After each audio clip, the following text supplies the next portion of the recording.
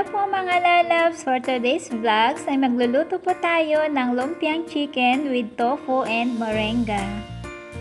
Narito po ang ating mga ingredients: lumpia wrapper, ground chicken, shredded carrots, tofu, onion, garlic, syempre ang ating moringa powder, celery, egg, oil, ground black pepper, then salt. Una po natin gagawin mga lalabs ay imamash po natin ng fork ang ating tofu.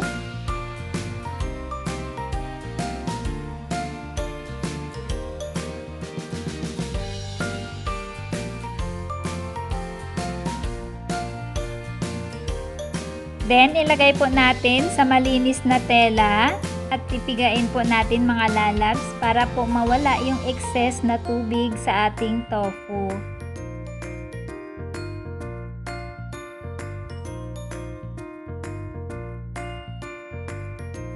So, ayan, mag-start na po tayo mga lalabs mag-mix ng ating mga ingredients. Siguraduhin lamang po natin na malinis ang ating kamay. Ayan, lalagay na po natin ang ating ground chicken sa ating bowl. Next po ang ating minash na tofu.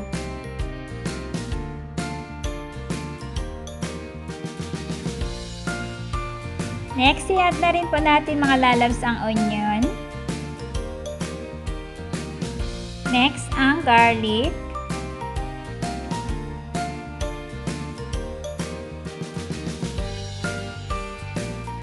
Next, ang shredded carrots.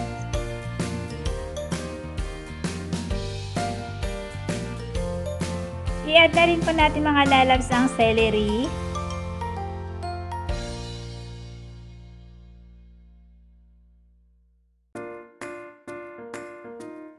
Next po ang moringa powder.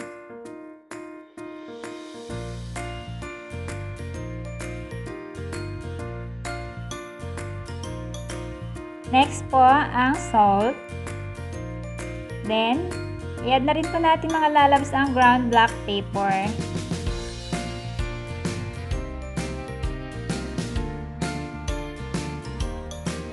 Next, ang egg.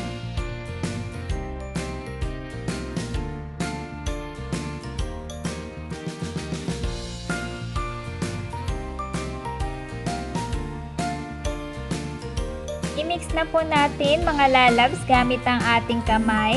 Pero make sure lang po na malinis po ang ating mga kamay para mas maganda po ang pagkaka-mix ng ating lumpiang Shanghai.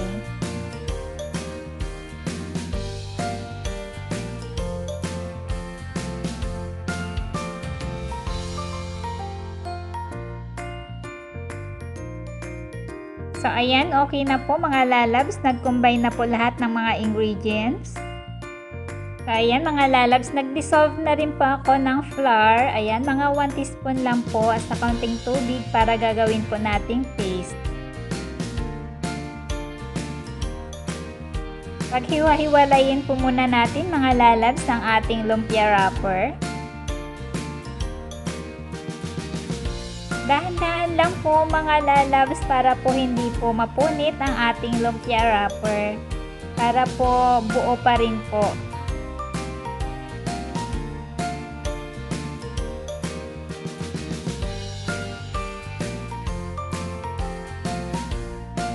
So, ayan, mag-start na po tayong maglagay ng ating lumpia mixture.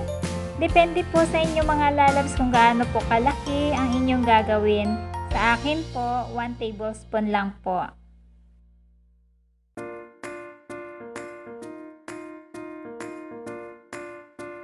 Naisipan ko pong gawin ito mga lalabs na haluan ng tofu ang aking gagawing lumpiang Shanghai. Dahil may mga tao po kasi na hindi kumakain ng tofu.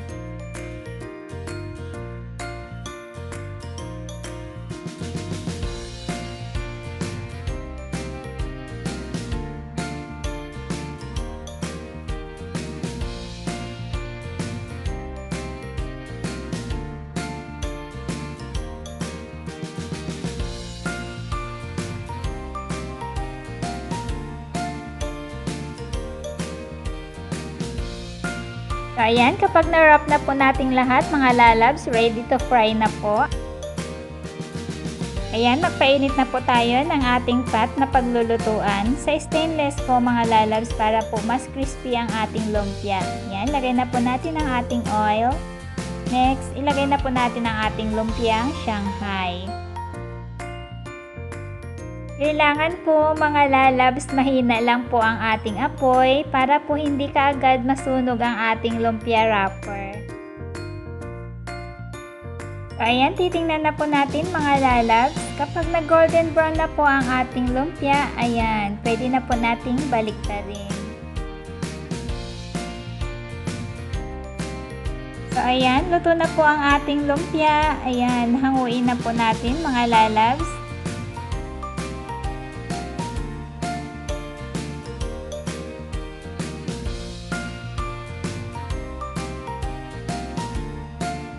Ngayon naman po mga lalabs ay gagawa po tayo ng ating sausawan na sweet chili sauce.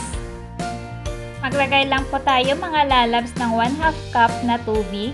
Then i-add na po natin ang banana ketchup.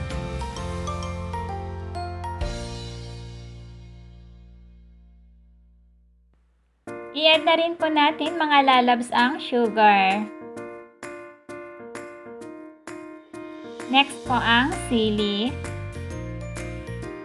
So ayan, pakuluan lang po muna natin mga lalabs.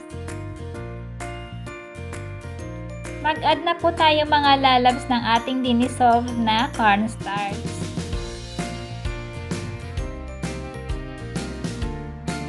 Pakuluan lang po natin mga lalabs hanggang sa lumapot ang ating sweet chili sauce.